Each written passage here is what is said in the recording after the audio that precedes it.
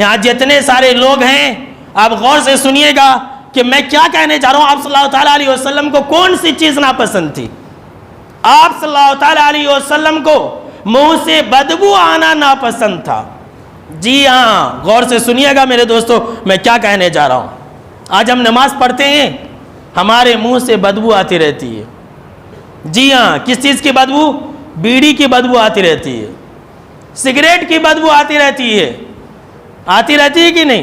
کیا کرتے؟ بس بیڑی پھونکتے آتے رہتے مسجد کے پاس. اب آتے آتے تھوڑا بچ جاتا، جلدی جلدی مارتے اور اندر گھس جاتے.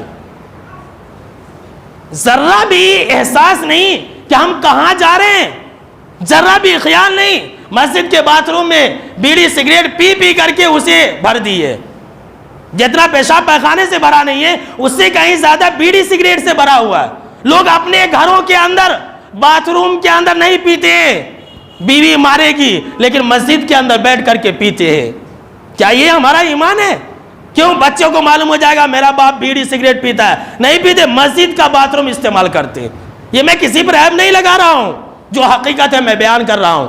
ذرا حدیث سنیے اور پھر فیصلہ آپ کے ہاتھ میں ہے کہ ہم اپنے منہ کو گندا کر کے اللہ کے حضور میں کیسے آ جاتے ہیں. ابو ایوب انصاری رضی اللہ تعالیٰ عنہ کہتے ہیں کہ آپ صلی اللہ تعالیٰ علیہ وسلم کے پاس کھانا آتا تھا.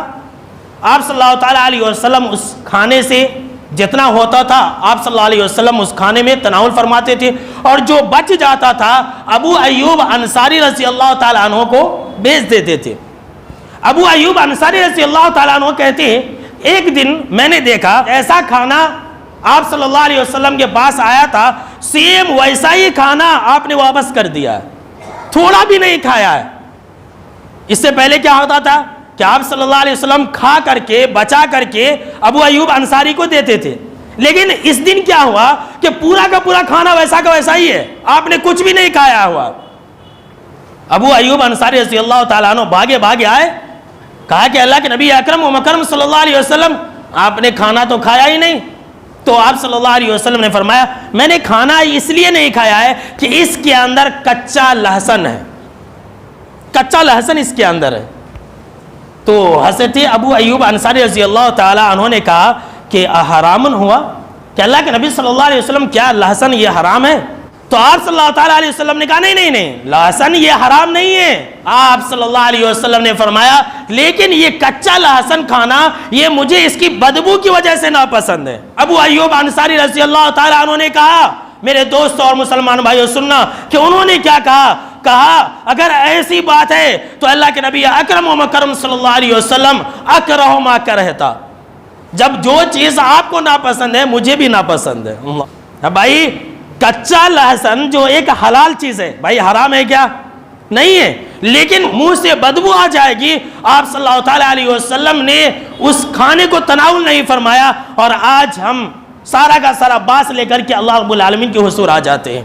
بھلا بتلائیے یہ ہمارے لیے مناسب ہے؟ اور ویسے بھی پینا یہ اسلام کے اندر حرام ہے، لیکن اللہ کے حضور آ کر کے ہم اتنی بری حرکت کرتے ہیں حرام چیزوں کے ذریعے. تو ذرا سوچ لیجئے کتنا غلط کرتے ہیں. ذرا سوچئے کہ ہمارے اور آپ کے ایمان کو کیا ہو گیا.